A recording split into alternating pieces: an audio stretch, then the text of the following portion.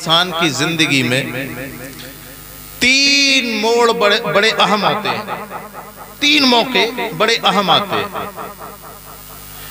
پہلا وہ حافظ صاحب، پہلا وہ کہ جب وہ پیدا ہوتا ہے نا، دوسرا وہ کہ جب اس کی شادی ہوتی ہے، اور تیسرا وہ کہ جب وہ مرتا ہے۔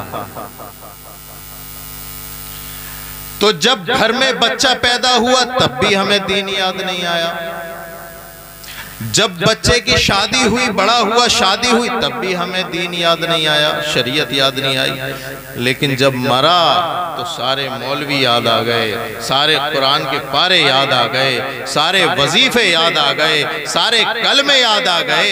نادانوں، دین کا تعلق مرنے سے نہیں ہے۔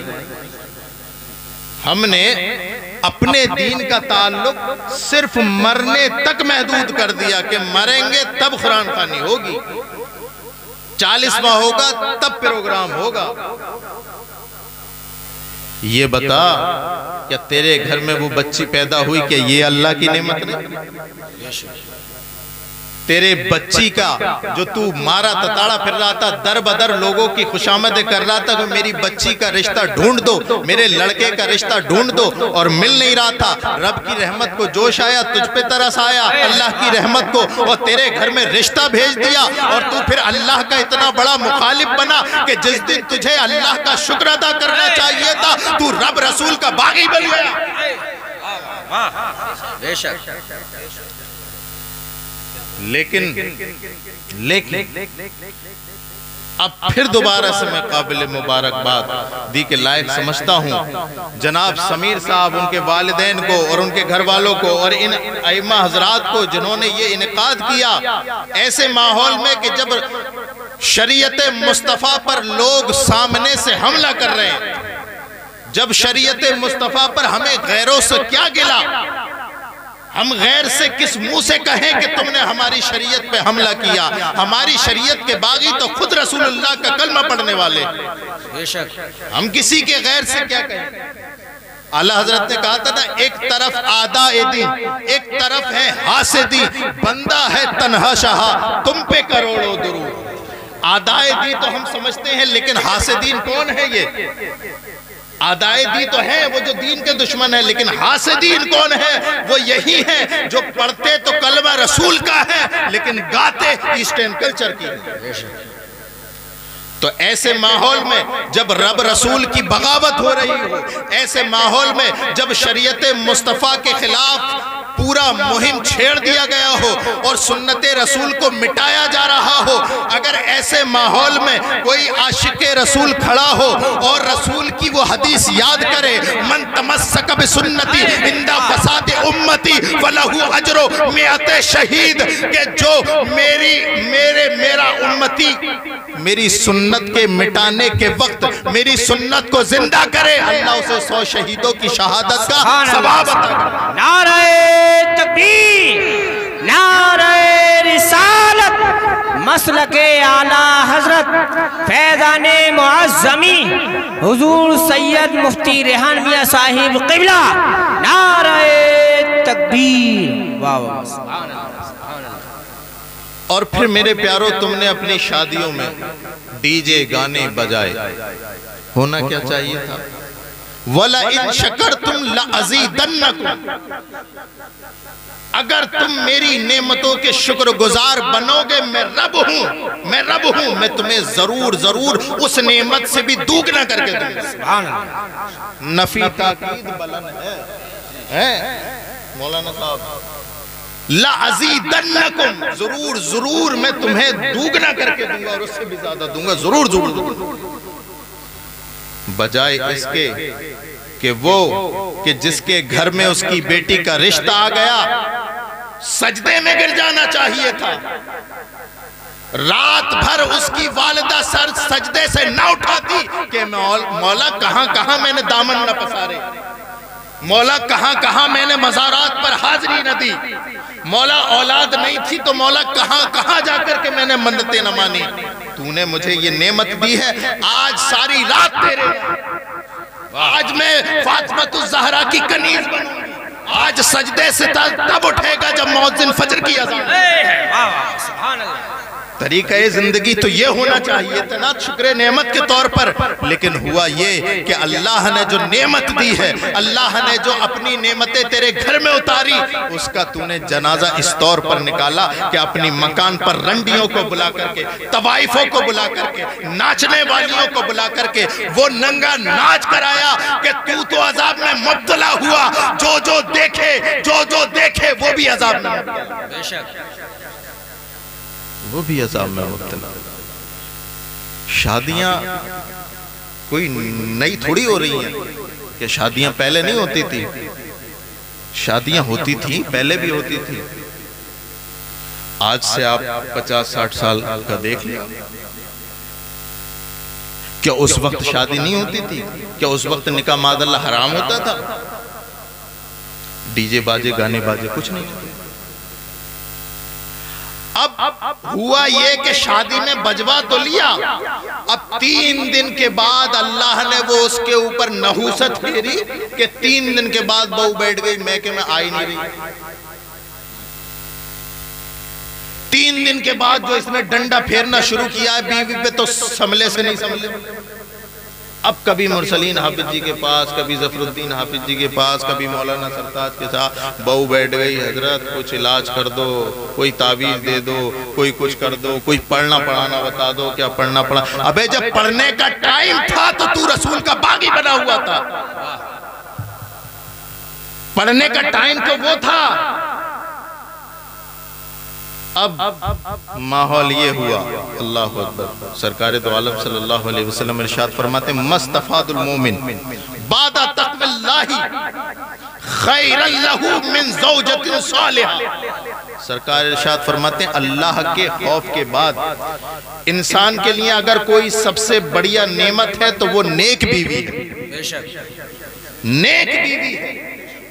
اور نیک بیوی کیسی؟ ان امرہا اطاعتہ، سرکار فرماتے ہیں نیک بیوی کی پہچان یہ اگر اسے حکم دے دے تو اس کی فرما برداری کرے۔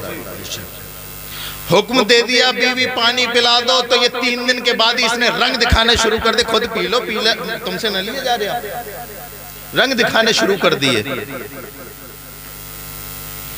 اسے نہیں پتا کہ شوہر کا درجہ کیا ہے، اسے کیسے پتا ہوگا؟ یہ تربیت تو گھر میں دی جاتی ہے، یہ تربیت تو ماں دیتی ہے، لیکن ماں کیسی دے تربیت جب وہ خود تربیت یافتہ نہیں؟ ماں بتاتی ہے بیٹی کو، کیا بتاتی ہے کہ بیٹی تو جس گھر میں جا رہی ہے نا اور جس کے ساتھ تیرا نکاح ہو رہا ہے وہ شوہر ہے، شوہر اس کے حقوق کا اگر لسٹ اس کے حقوق کی بیان کی جائے تو وہ لسٹ ختم ہو جائے گی، حقوق ختم نہیں ہوں گے۔ اور کیسے حقوق ہے؟ سرکار دو عالم صلی اللہ علیہ وسلم ارشاد فرماتے ہیں نا کہ اگر تمہارے شوہر کا جسم، مفہوم حدیث ہے کہ اگر خون اور پیپ سے بھر جائے نا تو اگر بیوی چاٹ کر کے بھی صاف کرے تو شوہر کا حق ادا نہیں کر سکتا، بے شک۔ اور تو ایک گلاس پانی پی پھیرا گئی، ایک گلاس پانی پی۔ تو میرے پیارو، میری تقریر کا مقصد عموماً یہی رہتا ہے کہ کوئی نہ کوئی میسج پہنچے، کوئی نہ کوئی بات آپ تک پہنچے۔ آپ شادیاں کریں، آپ خوشیاں منائیں، کوئی روکنے والا نہیں۔ اللہ نے تو خود قرآن میں حکم دیا ہے کہ اللہ کی نعمتوں کا خوب چرچا کرو، لیکن اللہ کی نعمت کا ایسا نہ کرنا کہ کل قیامت کے دن جب مصطفیٰ جان رحمت کے سامنے حاضری ہو تو شرم سے آنکھیں نہ اٹھیں اور یہاں سے دنیا سے رب رسول کی بغاوت کر کے جاؤ۔ قرآن کہتا ہے من اعرض عن ذکری فإن له معیشۃ ضنکا ونحشرہ یوم القیامت اعمی۔ جو میرے نبی کی شریعت سے منہ پھیر لے گا ہم اس کی زندگی دو بھر کر دیں گے۔ اور دو بھر کیسی ہوئی؟ یہ گانے باجے کرنے والے ذرا بتائیں کیسی دو بھر ہوئی؟ ایک بھی بات ماننے کو تیار نہیں۔ تمام مولویوں نے، تمام حافظوں نے، تمام اماموں نے اکٹھا ہو کر کے میٹنگ کر لی کہ بھئی خدا کا ان کا کیا فائدہ ہے؟ اگر تم جنت میں چلے جاؤ گے تو ان کا کیا نقصان ہے، اور دوزخ میں معاذ اللہ چلے گئے تو ان کا کیا فائدہ ہے؟ لیکن یہ اگر تمہیں بتا رہے ہیں کہ تم ایسا کام نہ کرو، یہ تمہیں بتا رہے کہ تم رسول کی شریعت کا لحاظ رکھو، تو یہ اس لیے بھی بتا رہے ہیں کہ ان کی خود کی دنیا بھی سنور جائے، آخرت بھی سنور جائے، اور تمہاری آخرت بھی سنور جائے۔ سبحان اللہ۔ کیوں؟ اس لیے کہ کلکم راعٍ وکلکم مسئول عن رعیتہ۔ سرکار ارشاد فرماتے ہیں کہ تم میں سے ہر ایک ذمہ دار ہے، اور کل قیامت میں تم سے تمہاری ذمہ داری کا سوال ہوگا۔ بے شک۔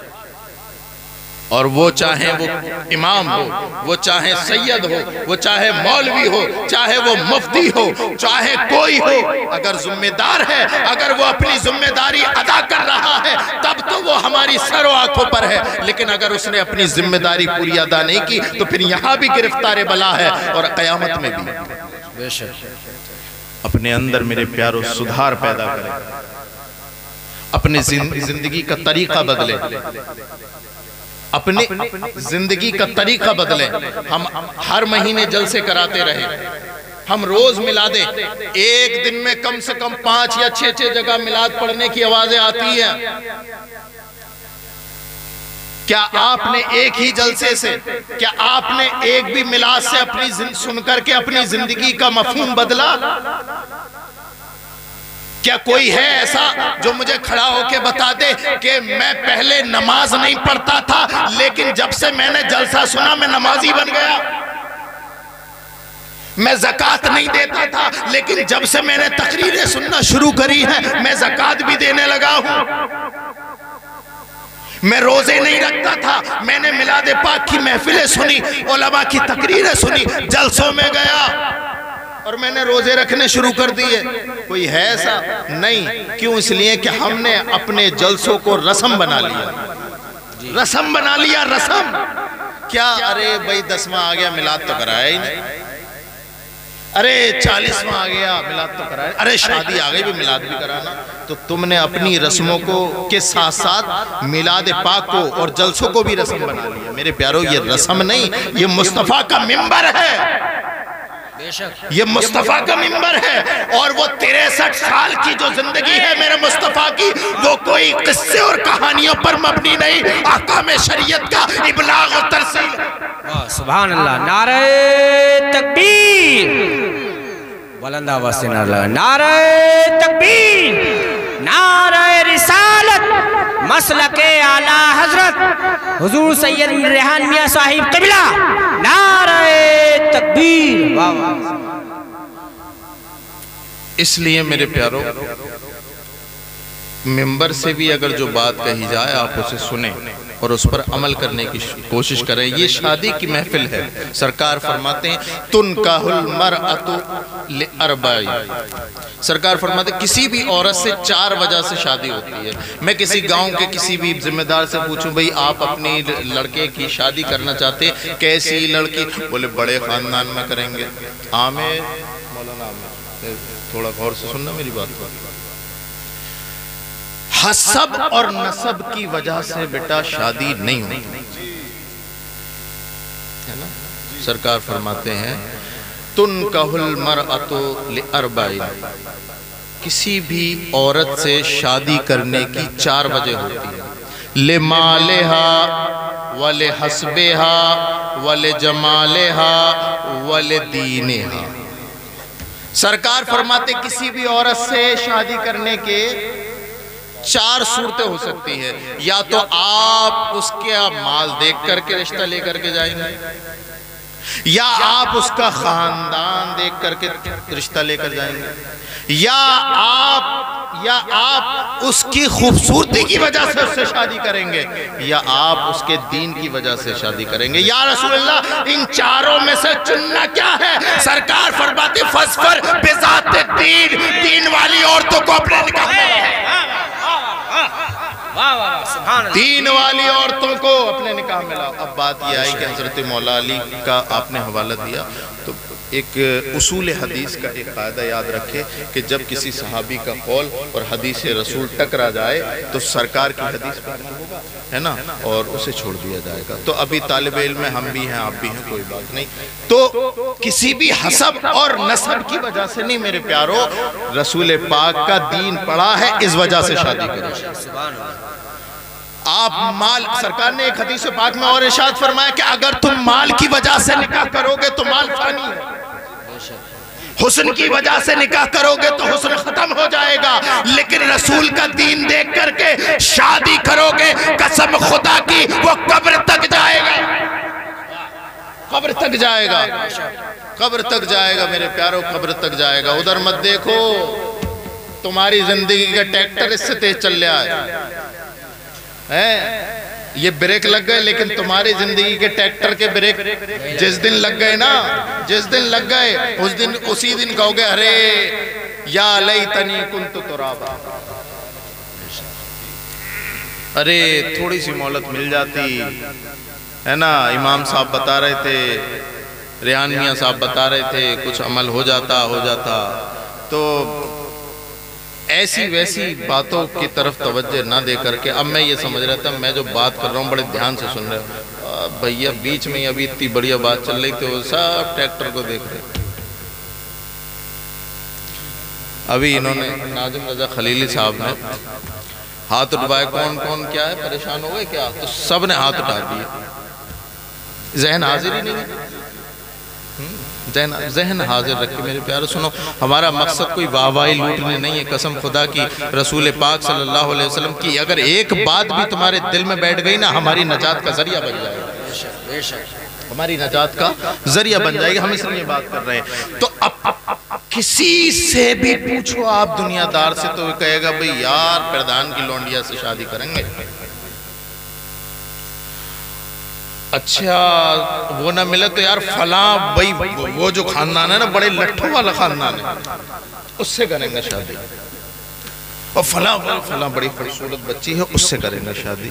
میرے پیارو یہ لٹھ رکھے کے رکھے، بڑے بڑے لٹھ والے قبروں میں لیٹے ہیں، ان کی قبروں پہ فاتحہ پڑھنے والا کوئی نہیں، بڑے بڑے لٹھوں والے 20 50 لٹھ ہوتے ہیں نا جن کے گھر میں، قبر پہ فاتحہ پڑھنے والا کوئی نہیں ہے، جنہیں کائے کے پیڑ بلکہ ان کی قبروں کا نشان تک نہیں بچا، ان کے گھر میں ان کے نام کی فاتحہ نہیں بچی۔ تو یہ دنیا کے روب و دبدبے کے چکر میں مت پڑنا کہ فلاں خاندان سے جڑ گئے تو مضبوط ہو جائیں گے، شادی کر لیں، نہیں، اگر جڑنا ہے تو رسول کی شریعت دیکھ کے جڑو، اگر تم رسول کی شریعت دیکھ کر جڑو گے تو وہ تمہارے گھر کی دلہن بنے گی، قسم خدا کی وہ جس دن تمہارے گھر میں پیر رکھے گی اللہ کی نعمتوں کے راستے بنے گی، سبحان اللہ۔ اور یہی نیک بیوی ہے جس کے بارے میں اعلیٰ حضرت نے فتاوی رضویہ میں لکھا کہ جب بیوی دلہن، وہ نیک بیوی دیندار بیوی جب تمہارے گھر میں آئے تو مستحب یہ ہے کہ اس کے پیروں کا پانی دھویا جائے، غسل کیا جائے، اس کے پیروں کو غسل دیا جائے اور اس کے پیروں سے بچا ہوا پانی پورے گھر میں ڈالا جائے، اللہ اس کی برکت سے گھر میں رحمت نازل کرے۔ سبحان اللہ، سبحان اللہ۔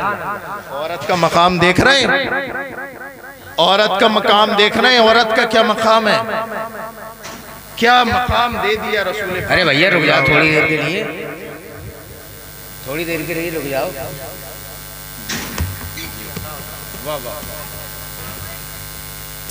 درود پاک پڑھئے، اللہم صلی اللہ علیہ وسلم شفینا حبیبنا مولانا صلاۃ و سلام علیکہ یا رسول اللہ صلی اللہ علیہ وسلم۔ وقت 12:39 ہو گئے، آخری وقت چل رہا ہے، بالکل 2 4 6 منٹ اور آپ سے بات ہوگی۔ نہیں جا رہے ہیں، ہم ہی جا رہے ہیں، نہیں چلے جائیں، 1 بجے کے بعد جا رہے ہیں۔ ہاں آپ سمجھ رہے ہیں میری بات کو؟ بات سمجھ میں آ رہی ہے تو آپ اپنے زندگی کا جب بات سمجھ میں آ رہی ہے تو بتاؤ عمل بھی ہوگا، انشاءاللہ بولے، انشاءاللہ ہوگا، انشاءاللہ ہوگا۔ اب وہ کوئی کہہ رہا ہوگا یار ہم تو اتنا دے چکے ہیں، ہم یہ سوچ رہے اتنا لینا بھی ہے تو ہم کیسے ہاتھ اٹھائیں؟ بھائی یہ جو ہے نا یہ میں اس طرف نہیں جانا چاہتا کہ آپ اپنی بیٹی کو کیا دیتے، میں اس طرف نہیں جاتا، میں یہ کہتا ہوں کہ آپ اپنے بیٹے کے لیے کیا مانگتے ہیں، آپ کسی غریب کے دروازے پہ جاتے ہیں نا، کسی غریب کے دروازے پہ قسم خدا کی یہ سوچتے ہیں نا اپنے بیٹے کا رشتہ لے جائے، اس کے گھر کی اینٹ اکھیڑ کے لے آئے. ذرا اس کے دل سے پوچھو، اس کے غریب جس کے گھر میں بچی پیدا ہوئی، لڑکی پیدا ہوئی، جس کے گھر وہ جس دن سے پیدا ہوئی نا اس دن سے یہ FD اس نے ڈالنی شروع کر دی. 100 روپے روز، 150 روپے روز. اور اس کے دماغ پہ وہ جو سوار ہو گیا نا لڑکے کا وہ جو دباؤ، جو کہ لڑکا آئے گا تو کبھی بلیرو مانگ لے، کبھی اسکارپیو مانگ لے، کبھی بلٹ مانگ لے، کبھی اپاچے مانگ لے. یہ جو ٹینشن ہے اس کی ساری راتوں کی نیند تباہ ہو گئی. سوکھ کے کاٹا ہو گیا، کماتا تو کھاتا ہے لیکن لگتا نہیں. صبح کو نکلتا ہے چلچلاتی دھوپ میں کام کرتا ہے، ماتھے کا پسینہ ایڑی تک آتا ہے، تب 700 روپے لاتا ہے وہ کما کے. اور پھر جب اس نے اپنا تھوڑا تھوڑا کر کے اپنی بچی کا اگر اس نے جہیز اکٹھا کر لیا اور اس نے نکاح کے لیے یہ دیکھا کہ میری بچی کا نکاح ہو جائے اور رشتے کے لیے ڈھونڈا، تو ایک رشتے والا آیا اور اس نے کہا کہ کر تو لیں گے مگر اسکارپیو بھی دے دو گے. تو تمہیں شرم نہیں آئی؟ تم مر نہیں جاتے؟ زمین نہیں پھٹتی؟ آسمان نہیں نگل لیا جاتا؟ کہ تمہیں اللہ کی رزاقیت پر بالکل بھروسہ نہیں رہا؟ یہ تو تم میں بھی مثال مشہور ہے، کسی کے دیے سے پور نہیں پڑتی. تو جب کسی کے دیے سے پور نہیں کرتی تو پھر کیوں اس کے گھر پہ دعویٰ بولا تم نے کہ اتنے پیسے منگنی میں دو تب شادی کریں گے؟ 10 20 لاکھ کی منگنی کر رہے ہو تم. اور کیسے کر رہے؟ ڈیمانڈ ہو رہی ہے اتنا دے گا تو تیری لڑکی لے کے جائیں گے. حافظ صاحب کمی ہمارے طرف دونوں میں. لڑکی والا ہے، اگر لڑکی کسی لائق ہے، کسی لائق تو بیچارہ کھاتا کماتا پسند نہیں. ڈاکٹر کمی ادھر سے بھی ہے. ہمیں جو ہے لڑکا، ارے یہ کوئی سرکار نے یہ تو نہیں فرمایا کہ تم کا المراتو لیار عورت سے، ارے مرد کا بھی تو یہ معاملہ ہے کہ مرد بھی دیندار ہو، مرد بھی دیندار ہو، عورت بھی دیندار ہو. نہیں، اب یہ لڑکی والا ہے، اس کی لڑکی پڑ گئی ہے، اچھا ہے، لیکن اب اس کے بھی مزاج جو ہے عرش بری پہ پہنچ گئے کہ نہیں ہمیں بھی ڈاکٹر ہی چاہیے، انجینئر ہی چاہیے. حافظ صاحب ڈاکٹر انجینئر تو نہیں ملا، لیکن 40 سال کی عمر ہو گئی اور رشتے پھر آنا بند ہو گئے. سرکار فرماتے ہیں سب سے زیادہ برکت اس نکاح میں ہوتی ہے جس میں خرچہ کم ہے، جس میں خرچہ کم ہو. اپنی جائز مقاصد کے لیے، آپ اپنے رزق کے لیے اللہ کے سامنے ہاتھ پھیلائیں، دنیا دار کے سامنے کیوں ہاتھ پھیلاتے ہیں؟ جانتے ہیں کہ جب اس کے دل میں جب اپنی بیٹی کا خیال آتا ہے نا کہ بیٹی ہے، میری بیٹی ہے، تو وہ اپنی جائیداد بیچتا ہے، اپنے پلاٹ بیچتا ہے، اپنے گھر کے کاغذ بھی گروی ڈال دیتا ہے، لیکن وہ یہ چاہتا ہے میری بچی جو ہے شادی ہو کر کے عزت کے ساتھ چلی جائے.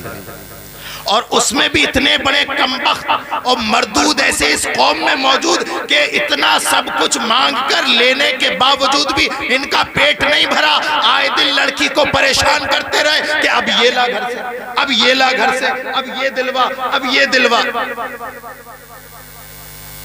کہیں ہماری ہوس کم ہوئی؟ ہوس کا پیٹ دنیا کا مال نہیں، انشاءاللہ جہنم کی آگ بھرے گی. ہمیں اپنے آس پڑوس میں، ہمیں اپنے رشتہ داروں میں، یا عامت المسلمین کے لیے جملہ کہ اپنے معاملات کو ذرا بہتر کر لو. ورنہ یاد رکھو کہ وہ دور زیادہ دور نہیں کہ جب تمہاری بات بھی سننے کے لیے کوئی تیار نہیں ہوگا، اور وہ دور آ چکا ہے. آپ ذرا کر کے تو دیکھیں کوئی کام. آج یہ دینی کام ہو رہا ہے، اللہ کا شکر ہے. ابھی ہم بنیا کھیڑا گئے تھے تو ہمارے جانے سے پہلے ایسو پہلے پہنچ گئے وہاں پہ. بولے جلسہ نہیں ہوگا. بولے کیوں نہیں ہوگا؟ بولے سرائی نہیں لگی ایک بھی. تو سرائی بند کروائی تو انہوں نے 2-4 ڈبے انہوں نے کہہ دیا چلو یہ تو اس طرح سے محفلوں کا انعقاد ہوا. لیکن یہ سب لوگ آپ کے ذمہ دار قابل مبارکباد ہیں کہ ان کی موجودگی میں یہ کام ہو رہا ہے. لیکن ایسی جگہ ہم جاتے ہیں جہاں کوئی سننے اور کہنے والا نہیں ہے. اس کی وجہ یہ ہے کہ مسلمانوں تم نے اپنی حوث کے آگے کسی کو دیکھنا بند کر دیا ہے. تم نے اپنے اوپر آنکھیں موند لی ہے. تم نے اپنی شخصیت کا نکھار کرنا بند کر دیا ہے. تم نے اپنے آپ کو پہچاننا بند کر دیا ہے. تم تو اپنے لڑکوں کے نام پہ دولت کھا رہے ہو. تم تو اپنے بھائی کے نام پر دولت کھا رہے ہو.